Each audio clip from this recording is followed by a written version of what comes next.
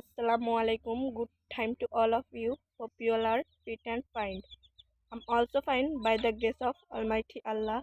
Now I would like to say something on today's selected topic.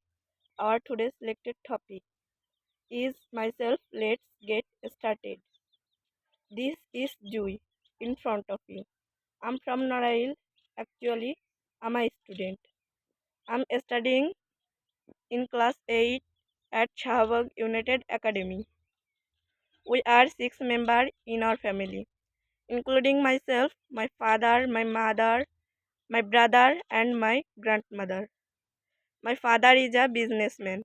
My mother is a tailor. My brother is a student. My grandmother is a homemaker. I like reading a storybook. I want to be a BCS cadre in my future. Please forgive me if I any mistake. Thank you.